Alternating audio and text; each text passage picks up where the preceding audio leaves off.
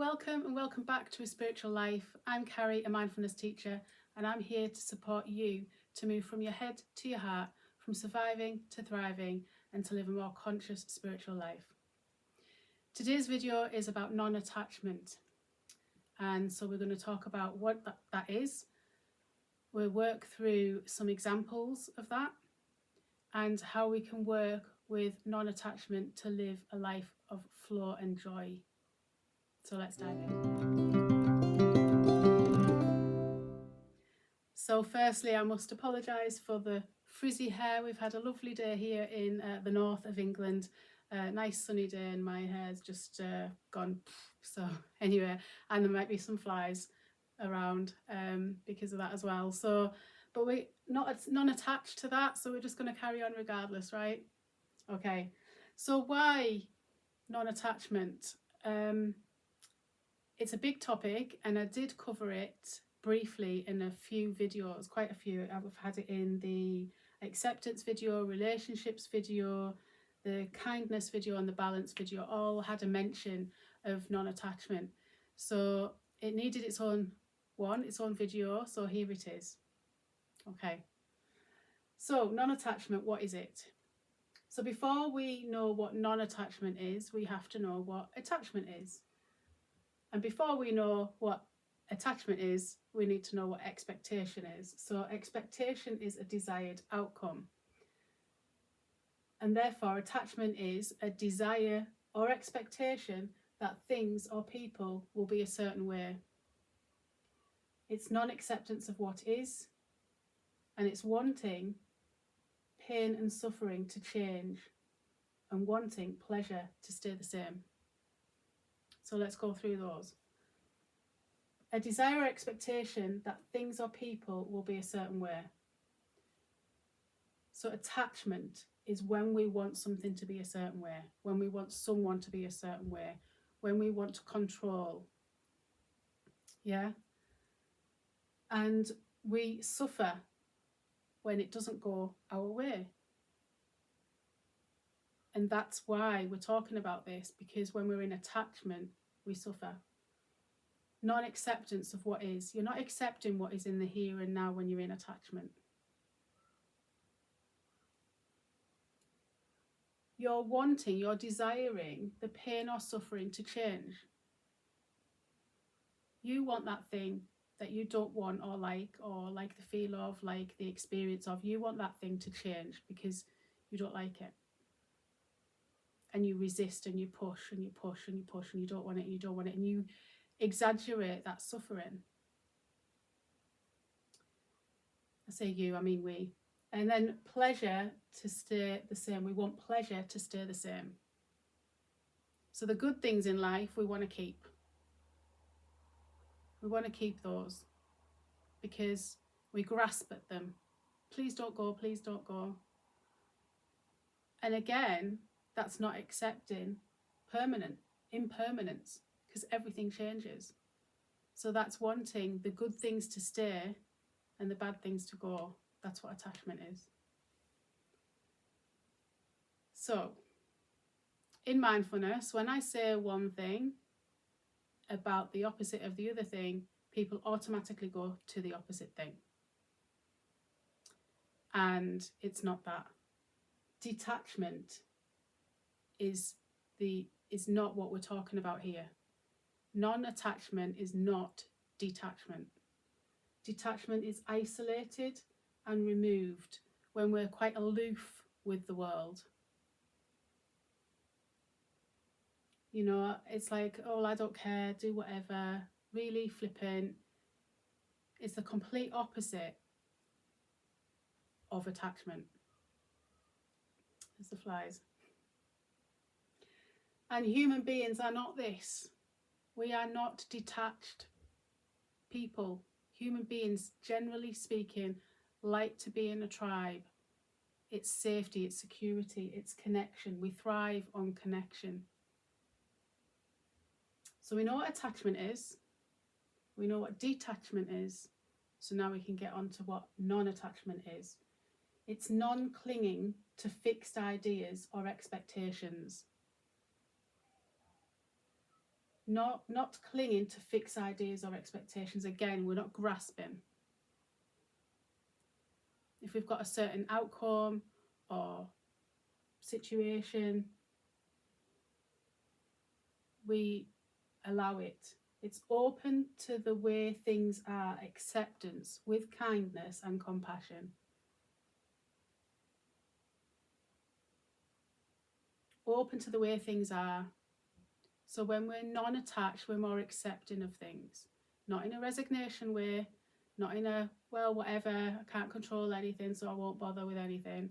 If you can do something about it, we do it. If we can't, we don't. We don't get hung up on it. We don't put ourselves into that secondary suffering. Being immersed in all of life, the pleasure and the pain, all of it. Not pushing away the pleasure, not grasping at the pleasure and not pushing away at the pain. And when we do that, we suffer less. Do you see how that feels? Like, we're going to come on to some examples, but we're not pushing away and we're not grasping at things constantly. Can you imagine what that's like all day? I like that, I'll have more of that. I don't want that, I'll push that away. That just is suffering. Yeah. And non-attachment is impermanence, realizing what impermanence is, that everything in life changes. Go check it out for yourself. Don't just rely on what I say, check it out for yourself. Everything changes in life, everything in the world, in nature is cyclical. And I've got some quotes here to just bring that into a whole, really. So this is on my balance video, and it's from James Barras. I hope I said that right. And it's enjoying the present moment without holding on when it changes, which it will. Being with the unpleasant without fearing it will always be this way, which it won't. So that's again about not grasping, not pushing away. And the other one is one I always come back to. I heard this a long time ago now, and this is on my acceptance video, and this is Andy Puddicombe. He made the app Headspace, but he's also a monk for a number of years. I welcome wholeheartedly whatever arises, having given up the idea that things should be other than what they are. I read that again because it's a bit tricky to understand, get your head around.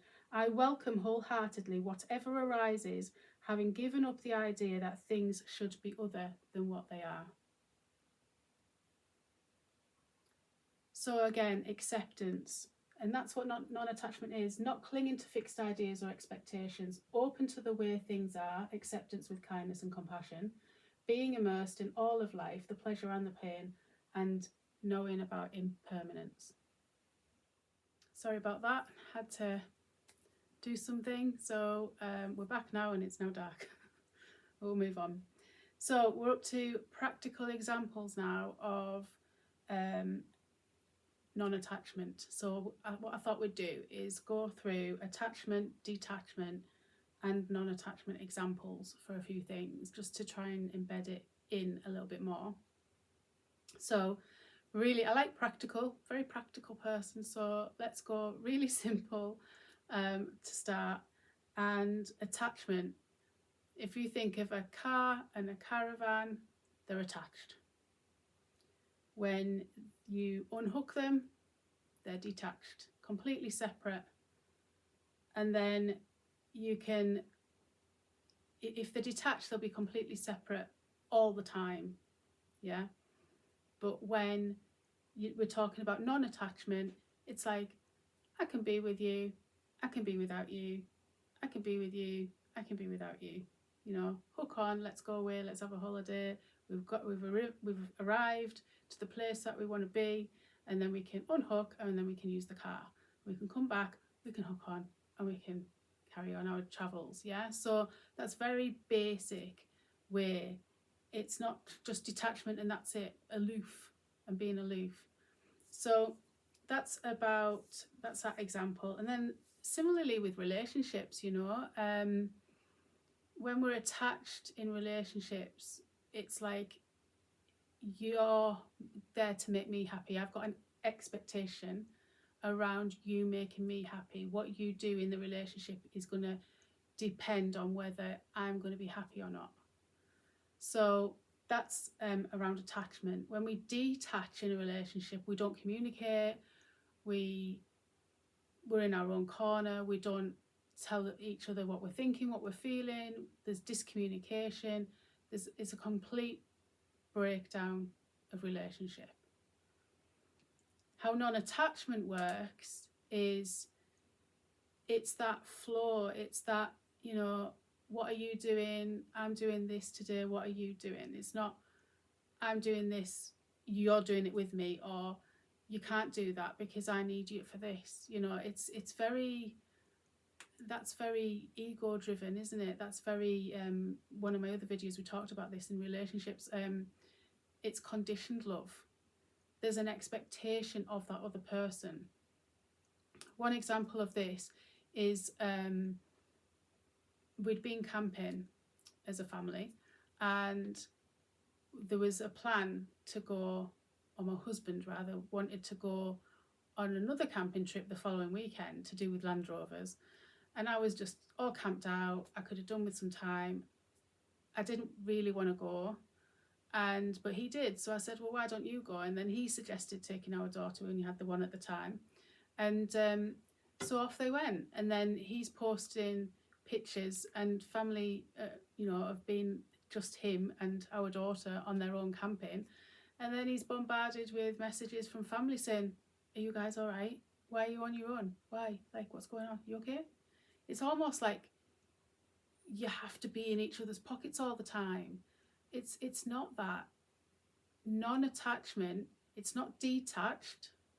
Just because I'm not with hubby doesn't mean we don't love each other, we love each other any less. It's not that. It's, we are secure in ourselves that we don't need to be in each other's pockets. So if he wants to go off and do that, that's fine. If I want to go off and do something, that's fine. And it makes for a better relationship anyway, because you've got more to communicate about. And yeah, it's just, it just means you feel that freedom in the relationship, because there's nothing worse than feeling trapped in a relationship, right? And not seen, not heard, because you're not communicating, right?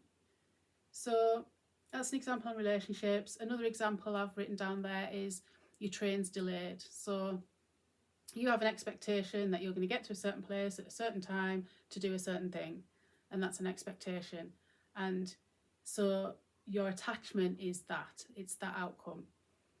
When you detach from that, how would you do that in that example? When you detach from that, it's like, I don't care what happens. I'll just train's delayed, I'll just sit here and play on my phone for a bit. I'm not bothered. I don't care about any consequences. I don't care who it affects. I'm not bothered. In the attached scenario, you'd be like, oh, my boss, I was going to this meeting, my boss is going to be really upset with me, I might get fired, all that catastrophizing, all that secondary suffering that we don't need to do to ourselves. So non-attachment in that scenario is, your train's delayed. Okay, practical. Let's be practical. What can we do about it? What time's the next one? Maybe it's the last one and that's it.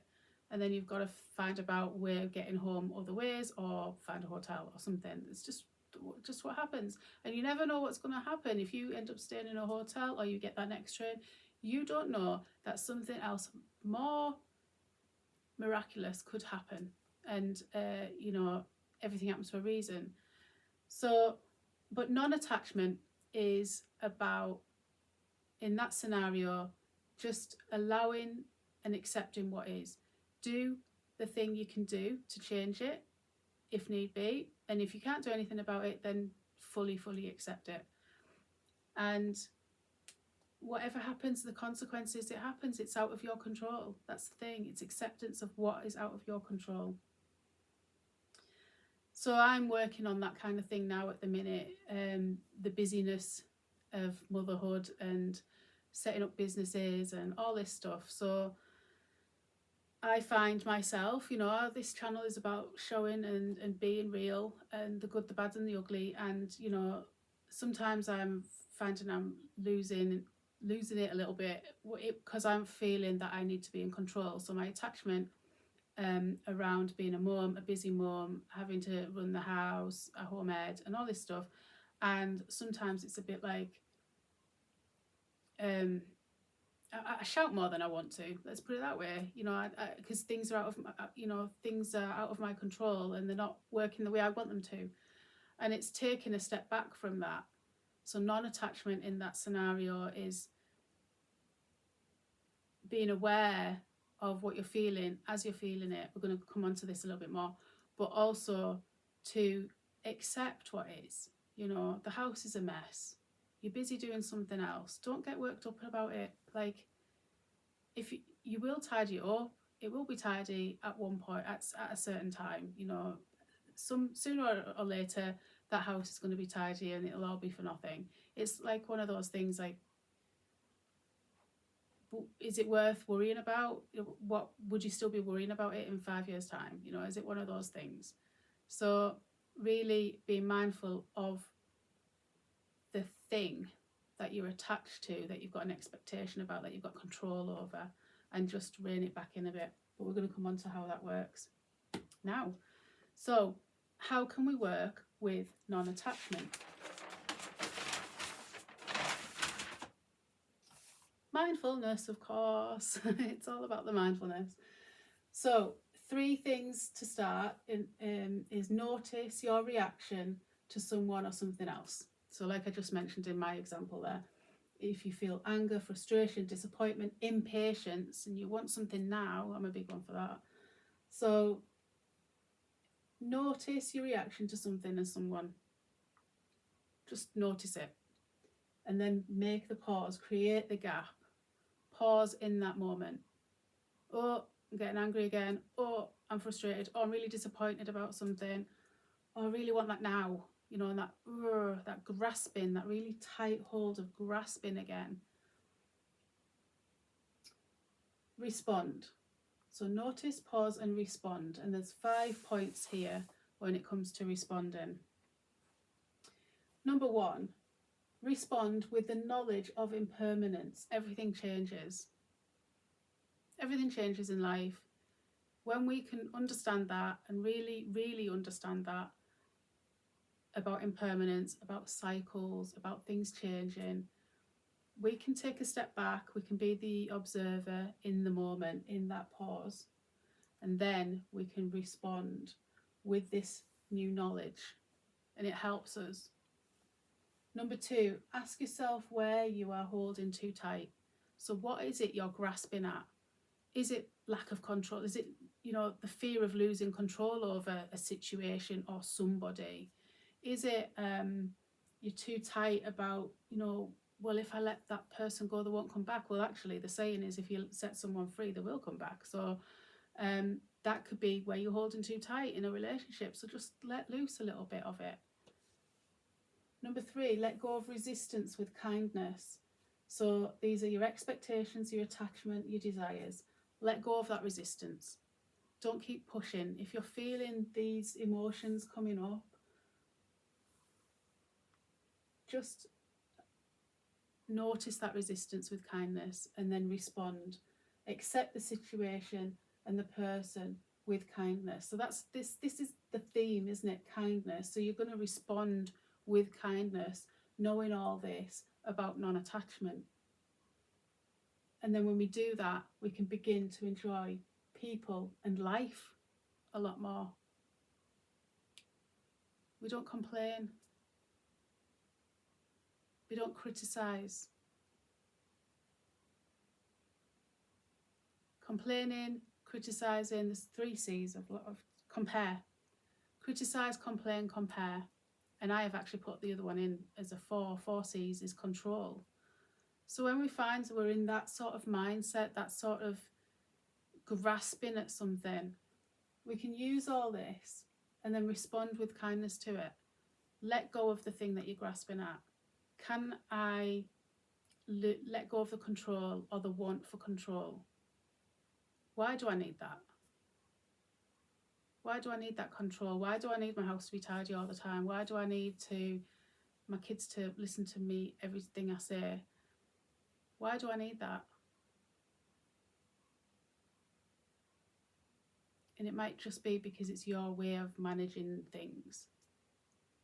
But is that way of managing things useful? Like we said at the beginning, attachment is how we suffer. So we've got, just to close up, there's an affirmation I came across, and I thought this would be a good way to close out. So we've got, I am practicing non-attachment, accepting what comes and allowing it to leave when it's time. What's for me will be for me effortlessly.